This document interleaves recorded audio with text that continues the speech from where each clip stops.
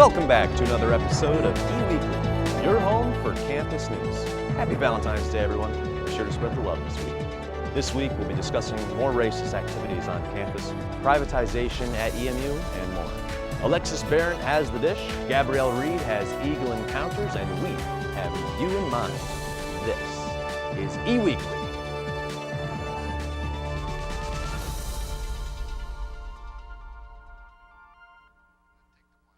Hello everyone, and welcome to eWeekly, the only place to get the swoop on the scoop. I'm Shayla Richmond Barnes Jr. And I'm Natalia Escalante. Today it looks like a tundra outside, and I know many of you were probably looking on your phones to see if there'd be cancellation of classes like I was, but we're here today and we have a great show planned for you. That we do. We have a lot to cover today, including news about possible housing privatization, student activism, EMU sports, and more. With that being said, Shaylor has our first story. Take it away, Shaylor. Thanks, Natalia. Not only is February the month of winter storms, it's Black History Month. This is a perfect time to reflect on the historical value and contributions of African Americans. This month of celebration is described on the African American History website as a tribute to the generations of African Americans who struggled with adversity to achieve full citizenship in American society. On our campus this month and throughout educational spaces across the nation, this time is being used to learn and celebrate Black history, a history which continues to unfold. This year, a committee formed at Eastern Michigan University to construct a Black Leadership Summit to actively prepare and develop minority student leaders to impact leadership in college atmospheres, communities, and the world. This event will take place on Saturday, February 16th from 8 to 4 p.m. in the Student Center on the third floor. For more information, be sure to email summitblackleadership@gmail.com. African American Study Professor Mark Higbee was suspended without pay in December of 2018 and again in the winter semester of 2018 after posting a racial acronym on Facebook. Higbee's comment was in response to a racial incident on campus. On February 7th, EMU Student Body President Candace Crutcher thanked administration for the suspension and told the Board of Regents that she felt Higbee should resign. Crutcher asked for action from the EMU Faculty Senate and the Labor Union. Board and Regent Chair member James Webb expressed support for Crutcher and explained, quote, "We did everything we could within the constraints of the law and the labor contract to discipline this man," end quote. Higbee is currently suing the university, calling the suspension a violation of the First Amendment. He is seeking $750,000 in damages for economical and emotional distress. Jorge Alvian, a WEMU news reporter, reported Higbee's comment in which he claimed his racial remark was not a racial slur. For the full story, you can visit WEMU.org. eWeekly will keep you updated as this story continues. Unfortunately, a resident advisor in Best Hall found a black doll hanging from the shower rod in the bathroom, shared with suitemates, on the afternoon of February 11th. The incident was investigated by EMU Police and the Office of Wellness and Community Standards, and is still under investigation. The person of interest told investigators it was a prank and that they had no malicious or racist intentions. The morning following, an email from administration informed faculty, students, and staff, and by noon, a group of students, primarily people of color, gathered at Best Hall to express their disappointment and a deep frustration for how often they feel their humanity is threatened on the campus of Eastern Michigan University. Monday's incident is the third reported this school year alone, following anti-Semitic and racist speech found by students coupled with the still rather recent string of 8 incidents of hate speech that targeted the Black community throughout the 2016 and 17 school year. The university has decided to reinstate tennis, but what about softball? In a 3-page letter sent to the federal judge by athletic director Scott Weatherby, the university did not want to reinstate softball, but proposed to add a women's lacrosse team instead. Weatherby said adding a lacrosse team instead of softball would be much cheaper and would add numbers to the female student athletes at the university. Lawyers of the 2 female student athletes suing the university were not buying it. They believe the university is trying to stall. But just yesterday, the judge ordered the university to reinstate softball for the fall of 2019. In the judge's ruling, he said EMU must hire a softball coach by April 1st in order to give enough time to scout and recruit.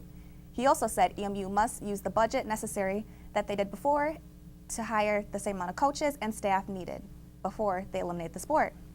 Necessary repairs to the softball field is another part of the judge's order. As the process continues, we will keep you updated. We'll have more news after the break, following with Alexis at the Dish. Stay tuned. We'll be right back.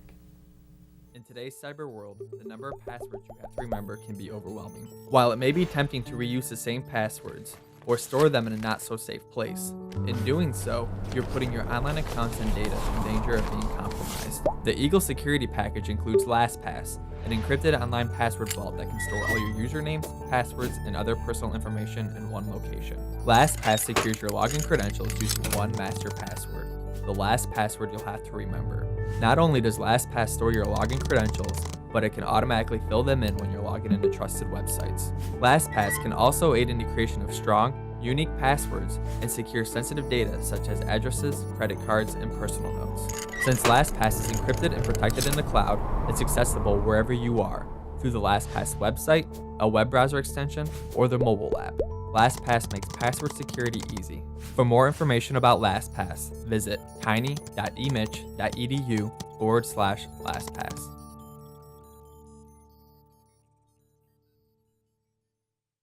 Are you an EMU student interested in getting a first-hand experience working at a radio station? Well, say no more.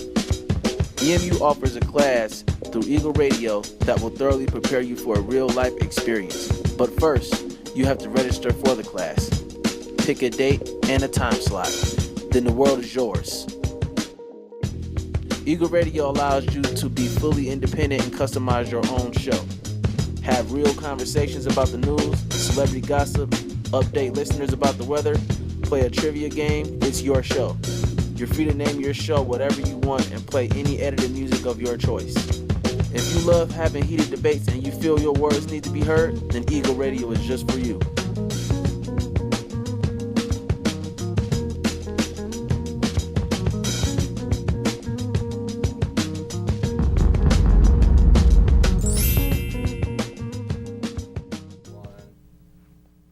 Welcome back, everyone. We have a few more stories for you, and then we'll head over to Alexis with the Dish. Until then, Shayla has the lowdown on a new business downtown. With the growing interest and success of entrepreneurship, co-working is all the craze. Co-working environments are shared spaces utilized by people who are self-employed or working for several employers to promote idea sharing. In December, a new co-working space opened in downtown Ypsilanti at 13 North Washington Street. The Back Office Studio, or The Boss, seeks to celebrate a community of passionate and hardworking leaders, artists, and entrepreneurs, all working together to build positive futures in Ypsilanti. The space was developed by owners Diane Wong, Wayne Millett, and Soon Chow, and manager John Newman, through collaboration with entrepreneurial, business-focused service agency Ann Arbor Spark East. This open brick, 9,000 square feet space includes a cafe, 4 conference rooms, 4 private offices, 2 phone booths, 30 desks, and a desk with a treadmill. And in addition to that, a napping room. There are 6 members packages offered, including a $20 a day pass and a $35 a month virtual membership. For more information, visit thebackofficestudios.com. Dining has been privatized, parking has been privatized, and now the university is looking into privatizing housing on campus.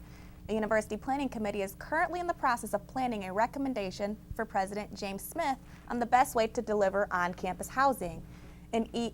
Eastern Michigan University has been acting to enhance facilities on campus, and next they want to enhance the housing experience. EMU Chief Financial Officer Michael Valdez said students participated in surveys and focus groups to help the university better understand how to deliver housing. The university has worked with the student government, the Faculty Senate, and University Budget Council to find the best way to deliver campus housing. Student Body President Candace Crutcher did not respond in favor or against the idea of privatization of housing, but says the university needs to do something about maintenance. Valdez said a decision has not been made one way or another, but if the university decides privatizing housing, it would be a collaborative and assets would not go to the private partner. Now, we'll head over to Alexis with the Dish. She'll be talking about former Congressman John Dingell and some Valentine's Day budget advice. Hello EMU, I hope everyone watching is having a wonderful day today. As always, I'm Alexis Barrett, here to bring you The Dish. Sadly, on Thursday, February 7th, former Congressman and EMU advocate John Dingell lost his long-fought battle with pancreatic cancer. John Dingell holds the record for longest ever serving congressperson in American history after representing Michigan for over 59 years, an absolutely astonishing achievement. He was also the longest serving dean of the U.S. House of Representatives, as well as dean of the Michigan Congressional Delegation. Dingell lived a long and dignified life as an important member of Congress and as a proud environmentalist. Some of Dingell's greatest achievements were enhancing the safety of blood banks, bottled water, and pacemakers, as well as exposing waste, fraud, and abuse throughout the federal government. Our hearts here at Eastern Michigan University and at ETV go out to the Dingell family during this time of grief. With Valentine's Day coming, I'd like to discuss the less romantic portion of the holiday, the cost. According to the MoneyWise Cost of Love Index, the cost of some of the most common Valentine's Day expenses may startle you. The average cost for a dozen roses is $97.22. The average cost for a box of chocolates is $15.89, and for a good bottle of champagne, it's a whopping $52.61. As if all that wasn't enough, that's before dinner has started. The average cost for fine dining for two is $101. This Valentine's Day, remember responsibility over romance. Don't break the bank just because you feel pressured to. There are so many affordable ways to plan a romantic evening, such as making a home-cooked meal for your partner to show them how much you care. Whatever route you take, I hope you have a very happy Valentine's Day. That's all for The Dish. Up next is sports news with Dave Anderson after the break. I'm Alexis Barrett, and I'll see you next week. Hey. Ready to go? Yeah, but the fire's not out. Close enough. Close enough? If it's too hot to touch, it's too hot to leave. I mean, the next thing you know, you've torched our whole neighborhood. Which is why we're not going anywhere? Exactly. 9 out of 10 wildfires are caused by humans. Only you can prevent wildfires. Hi, I'm Gordon. I'm here about your job opening. Hi, I'm here about the job. Hi. The word you'll hear most often during a job hunt? No. No. One expert says you can expect 20 rejections before you get your first maybe. So don't be down on yourself.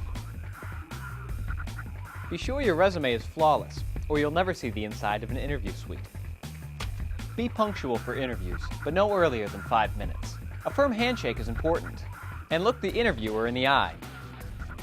Don't be a downer, dude. Speak in positive terms about school and your previous employers. Sit alertly during your interview and show you're human. Smile a little. And follow up every interview with a thank you letter, expressing your interest in the job and why you think you're qualified.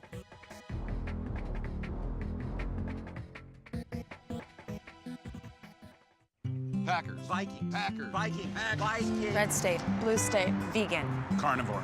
We come from different places. Uptown. Downtown. Optimist. We come to different conclusions. Half empty. Half full. But when we live united, we create real, lasting change in the building blocks of life. The education, income, and health of our communities, Live. our families, United. even the person next to us. Live united. Real change won't happen without you.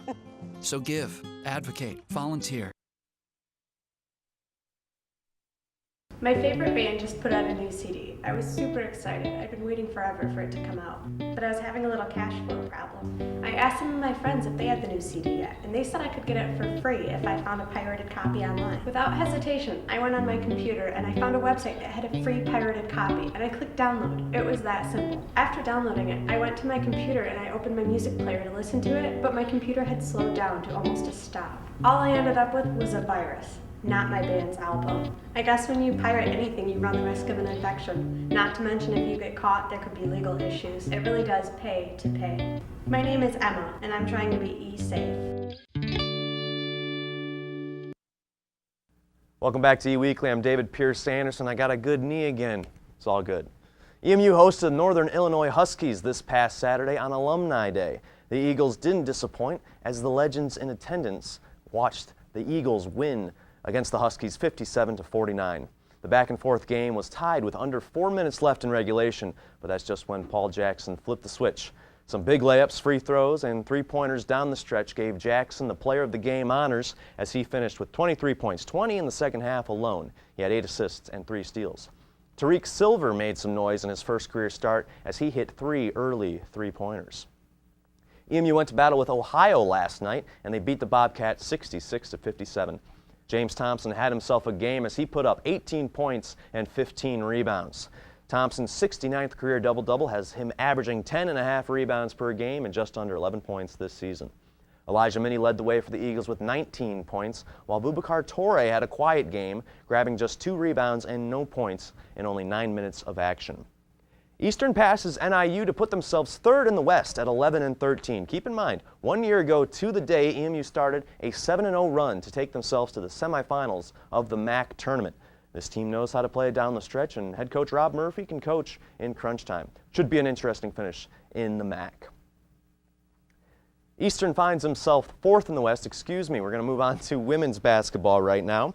The EMU women's basketball team was unable to defeat the Miami Redhawks as they went down to Oxford, Ohio last week. The Eagles took a lead with 4 minutes left in regulation, but the Redhawks converted free throws late to beat them 63-58. Catching up on the teleprompter there, EMU has had some solid shooting performances as they were led by Courtney Lewis with 18 points and Carion Cardwell with 17. Cardwell was efficient with the scoring as she shot 72% from the field. The Eagles are happy to get out of Ohio as they fell to the Toledo Rockets last Saturday, 63-43. Autumn Hudson has been turning it on lately as she recorded her first career double-double. Hudson grabbed 12 rebounds and had 11 points as she becomes the first Eagle since Amani Jackson to record 3 straight double-digit rebounding performances. EMU finds themselves 10-11 after this 4-game losing streak as Northern Illinois continues to distance themselves for the 3rd seed in the MAC West. The Eagles take on Kent State later tonight at the Convocation Center. EMU's track and field team made their way down to Kent State for the first time in 5 years last Saturday. EMU had a nice showing as they had 12 top 10 finishes. The highlight of the afternoon was Kadian Clark. She broke her own school record for the 3rd time this season as she cleared 18.69 meters in the weight throw. As the old saying goes, anything Kadian can do better. The green and white had 3 podium finishes as Rebecca Carr and Crystal Washington both finished in 2nd place, while senior captain Jessica Harris earned a 3rd spot finish. EMU will compete in their final regular season indoor meet this Friday as they head up to Allendale for the Grand Valley State Tune-Up. The event starts at 2:45. EMU Gymnastics remains dominant at home as they extend their perfect home record with a win against Western Michigan.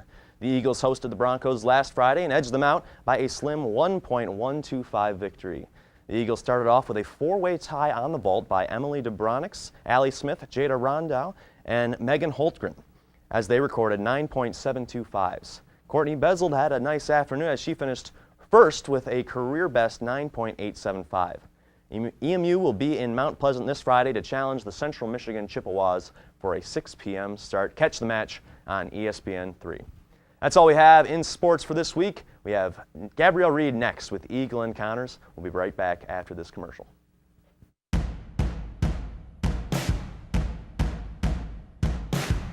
Hi, my name is Shanna Gilkison, and ETV has been a very important part of my life, especially for the last 4 years. I got my start at ETV in my 3rd semester at Eastern from fellow students, and it's been a great experience. Working with all these new people that I didn't know before, it's very awesome just seeing how willing people are to get together and create something from scratch.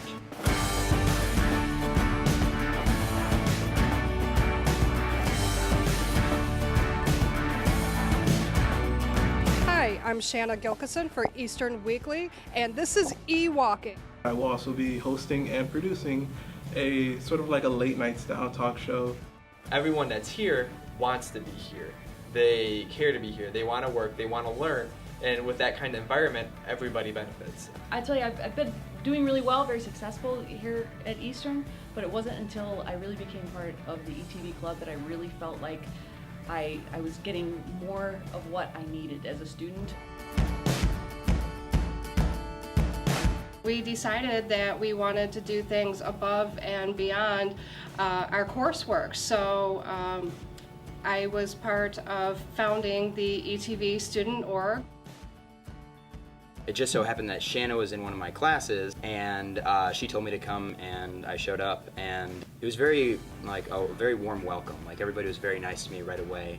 And they actually had an idea to make a sitcom, or actually they called it a soap opera at that time. And they said they had, they weren't sure exactly what they wanted, but they wanted one thing. They knew that they wanted this guy, his name is Ramon, to be their main character. I mean, that was kind of how the show Week at a Glance kind of took off.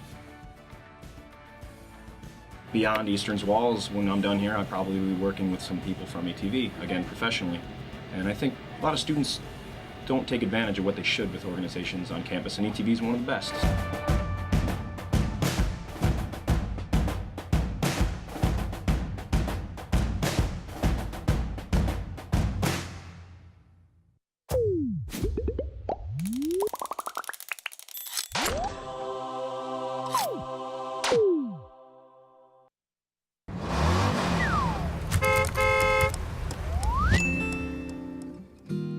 So I typically would describe Meals on Wheels in 3 words: support. What I mean by support is having somebody there every day you can count on, who's going to be there with a smile and a hot meal for you. First, I would say that I would be with them if I could, delivering for the people. Observant? That's a tough one. I would say, well, more than a meal. I guess that's 4, but close enough. It's helpful.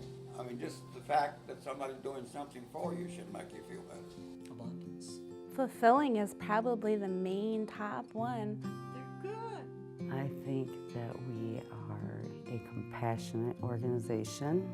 I think it's great. I give it thumbs up. It keeps us independent. Yes. It's the easiest, most fulfilling job I've ever had. It keeps us independent so we don't have to depend on anybody. Independence.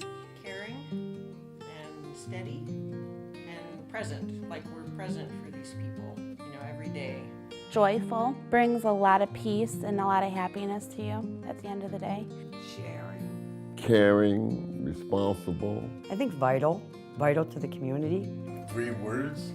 I think it's great, actually. Not trying to steal from Tony the Tiger, but yeah, it's great. It teaches you portion control. Loving the community that they work in, trying to make the community better. Helpfulness. Actually, it's fun. Believe it or not, it's really fun and fulfilling to be doing this type of thing. Patience. It pulls at your heartstrings, it does. And it doesn't matter whether you're out en route delivering meals or you're in the office on the phone. Reliable. Hope. So people feel like they have hope, that they can stay in their home for as long as possible. I think all of us want to be where we're feeling most comfortable. Hidden, because we don't advertise. You know about the program, yet you don't think about the program. I think we're out there helping people more than a lot of people even know, so I think it's a very helpful program. I think it's a much needed program that there's a lot of people in our community who just really could use a program like Meals on Wheels that maybe don't even realize that it's there for them.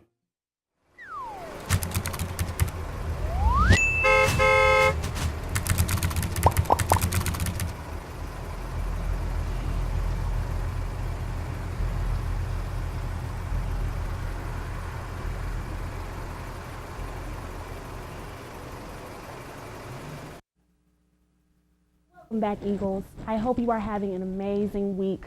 There's so much going on around campus. Are you ready to be entertained? This Friday, Campus Live's Friday night movie will be Creed 2. Starring Michael B. Jordan, this movie will make you believe in yourself again. Catch showings at 8 p.m. and 11:30 in the Student Center Auditorium. On Monday, February 18th, a 7:30 p.m. show called Dream Variation, celebrating poetry and music of African American composers, will be occurring in the Honors College Auditorium. The EMU Gospel Choir will be making an appearance. And did I mention that the event is free? Contact Robert Pugler for more information. Now in pop culture news, Cardi B made history this Sunday when she won the Grammy's Best Rap Album. She is the first solo female artist to do so. This is extremely groundbreaking, as Cardi has become widely successful through hard work and transparency. Now, before I end my segment, I want to stand with anyone on this campus who feels they have been discriminated against due to their race, ethnicity, religion, or their socioeconomic status. I hear you, I see you, you are valuable. Stand tall with your Eagle pride. Now that's all for Eagle Encounters. I'm Gabrielle Reed. Have a great week. Have you been staying warm in the weather? I've been trying. That polar vortex, I'm glad we got through that. Yeah.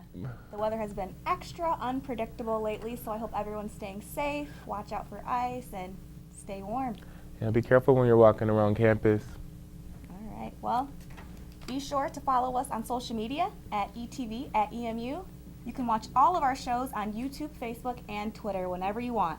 That's all from us. I'm Natalia Escalante. And I'm Shayla Richmond Barnes Jr. We'll see you next week.